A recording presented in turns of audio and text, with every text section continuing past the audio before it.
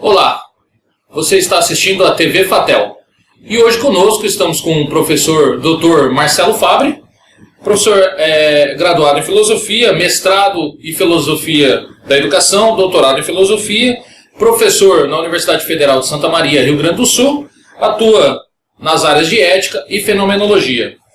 Professor Marcelo, é um prazer tê-lo aqui conosco. Muito obrigado, prazer é meu. E a gente vai iniciar aqui um bate-papo aproveitando-se da palestra que o senhor deu aqui para nós hoje, e na semana de filosofia que está acontecendo no CDB, a gente vai aproveitar um pouco desses assuntos que o senhor está trazendo para a gente, né? Para a fenomenologia, né? O que é a essência para a fenomenologia? É sentido? É a reflexão? É o resultado das produções humanas?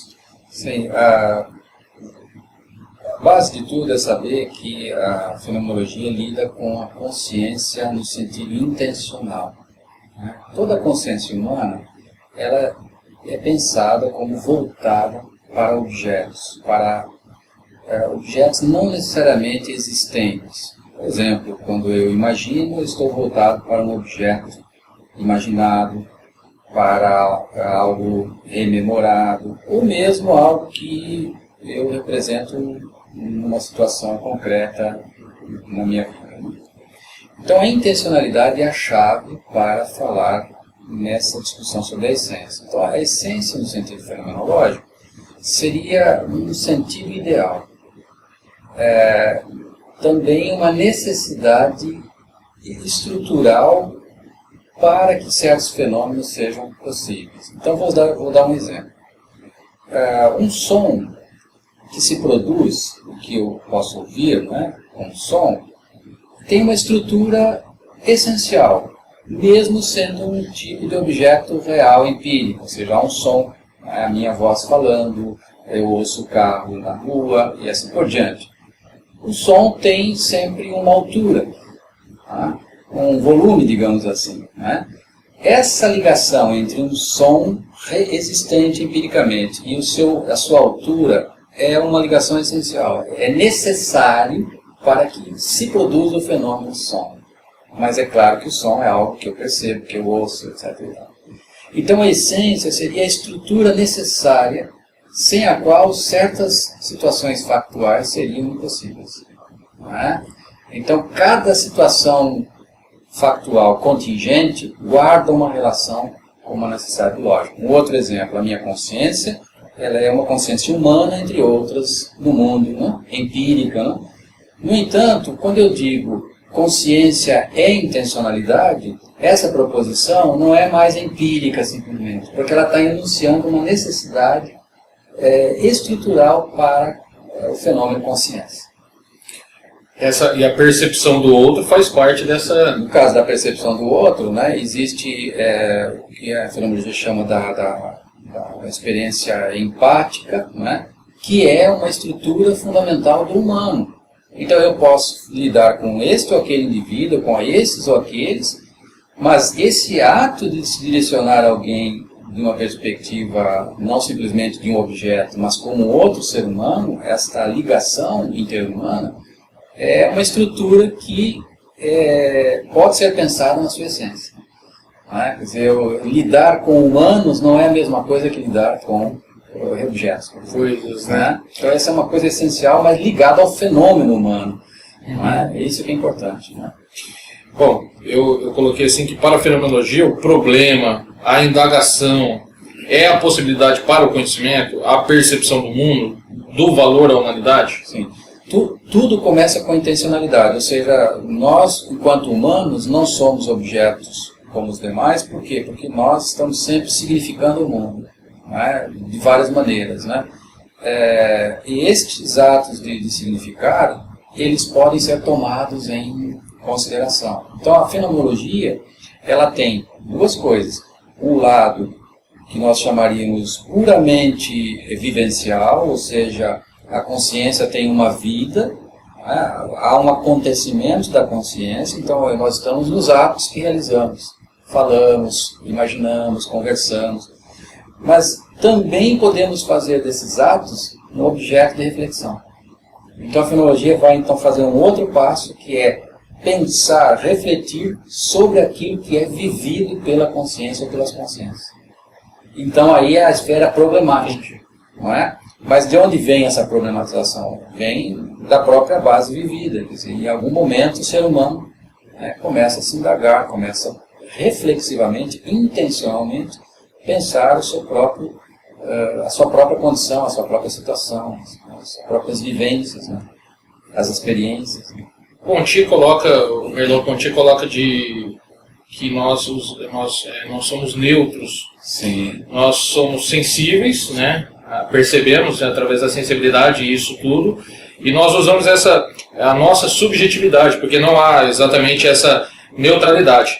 A relação pedagógica se dá justamente no quanto essa relação significa para o outro. Isso determina uma transformação reflexiva? Então isso é muito importante porque nós vivemos numa cultura, digamos, num mundo cultural que enfatizou muito, e tem também as suas razões de fundo, mas enfatizou muito os conhecimentos objetivos, né? Então, por exemplo, você tem as teorias, você tem tudo aquilo que o patrimônio científico nos transmite, que nós precisamos estudar, aprender, né, para ter uma profissão, para ter uma... enfim. Só que este mundo constituído, ele pressupõe seres humanos atuando concretamente. Né? Então, nesse sentido, o que a fenomenologia propõe é que nós não partamos de uma realidade objetiva para pensar as relações interhumanas pedagógicas, porque aí nós estaríamos simplesmente numerando o aluno, dando notas a esse aluno, quantificando a experiência. É claro que precisa haver quantificação, mas ela está sempre sobre uma base de experiência concreta. Então, nesse sentido, tudo aquilo que nós produzimos teoricamente, cientificamente, implica possibilidades de relação interhumana que são o sentido mesmo da própria atividade científica. Então é todo um mundo que está por trás disso e que a linguagem da ciência acaba esquecendo. E a fenomenologia ela vai buscar isso e mostrar a relação dessas duas ordens. Interessantíssimo, né? Interessantíssimo olhar para essa percepção. Às vezes a gente tem uma percepção da fenomenologia como uma distorção, às vezes, da realidade, né? Não sei se alguns percebem assim, às vezes eu percebo a fenomenologia de certo modo, como é colocado como essa distorção dessa realidade. E uma educação para a vida é uma possibilidade de percepção através da subjetividade, de forma que somos transformados e não ensinados ou treinados? Então, a educação para a vida, né? A coisa muito importante é essa ligação da experiência concreta, factual, histórica, empírica do ser humano que se procura educar-se, né? Procura aprender, procura inserir-se na sua cultura, e com isso ele vai tentar resolver muitas coisas concretas, né? Problemas, a medicina tentando curar, a biologia tentando compreender a vida, o direito, né? Resolvendo situações ligadas à justiça e assim por diante. Então todas essas situações ligadas à vida, elas têm como contraponto o âmbito teórico que de alguma maneira as sustenta. Então a fenomenologia é esse esforço para pensar a vida e o seu sentido que transcende o próprio factual da vida, né? Então aí entender o que é a vida, compreender o que é a vida, explicitar o conhecimento a partir disso. Então a chave, a meu ver, está numa educação que faça essa articulação entre o vivido e o pensado, sem nunca separá-los, sem nunca fechar as portas, né, na comunicação entre elas. Esse é o desafio maior, a meu ver, uma educação para a vida. Então, sem abandonar o conhecimento, a reflexão, a teoria, redescobrir essa dimensão, digamos assim, concreta e vital de todo o conhecimento, afinal de contas. Eu relembrando aqui o próprio Ponty que eu acabei de falar, ele parece que ele queria isso, né? Ele não abandonou a ciência de forma alguma, mas ele relacionou essa subjetividade, ou essa reflexão, ou essa vida, de forma que as duas consigam. Então acho que o senhor sintetizou maravilhosamente dizendo isso. Isso, exatamente. Consigo entender agora. E o Merleau-Ponty realmente é fantástico porque ele consegue tomar esse mundo, digamos assim, do ser humano adulto, supostamente normal, aquele que tem a razão em exercício, fazendo conhecimento e ciência, né? E mostrar que o funcionamento desse aparato racional adulto, ele está imerso numa teia de relações, né? Com situações diversas, né? Inclusive o mundo que não é humano, os animais, as outras culturas, as crianças. Então, essa ligação de um mundo supostamente racional e adulto com aquilo que supostamente não é racional e adulto, né? E esse mundo fazendo uma crítica à própria racionalidade também. É esse movimento que é importante. É interessantíssimo. Continuando aí com um pouquinho mais com o Ponty, ele coloca a questão das artes. O senhor até falou um pouco na palestra a respeito das artes, né? A arte, de modo geral, é a coisa percebida, o fenômeno, o resultado do processo subjetivo humano. É a real racionalidade do ser, é o sentido como essência? As artes nós podemos colocar assim, dessa forma? Então, eu diria assim que a expressão estética é uma forma privilegiada do nosso existir no mundo, né? E isso não necessariamente ligada a uma arte entendida como sofisticação estética, mas a expressão humana no mundo, né? Então isso começa onde? Nessa base sensível, né? Então, por exemplo, o modo como nós lidamos com as cores, com o ambiente que nós vivemos, né? Tudo isso faz parte de um processo concreto, real, no qual nós estamos presentes esteticamente no mundo, né? Então essa base estética, concreta, sensível, ela é decisiva para compreender tudo aquilo que nós realizamos no âmbito mais supostamente elevado do saber, da ciência, dos métodos, né? E isso muitas vezes simplesmente vem abandonado, né? Então, acho que a experiência estética seria, não sei se a única forma de entender, como você disse, mas um modo privilegiado de estar no mundo. Muito interessante. Muito bom, modo privilegiado. E aquilo que é irracional, como o senhor mesmo disse, possa ser, sim, do ponto de vista da fenomenologia, possa ser exatamente a racionalidade suprema, vamos dizer assim. Então, como essas, digamos, racionalidade que se entende como o critério, né, a partir do que a ciência se movimenta, né, ela é capaz de repensar-se sempre criticamente a si própria, exatamente pelo âmbito que ela nunca consegue trazer para dentro de si própria, né?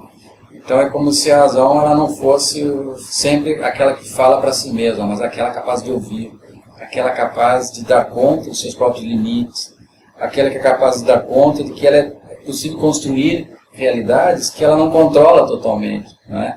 E a partir das quais ela se repensa enquanto atividade racional, etc. Então é um alargamento extraordinário de tudo aquilo que nós chamamos, né, de prática teórica, prática filosófica, etc., científica, né, e humana. Interessante. Professor, nós estamos chegando ao fim desse vídeo. Eu quero agradecer ao senhor pela oportunidade, pela honra de estar aqui falando conosco.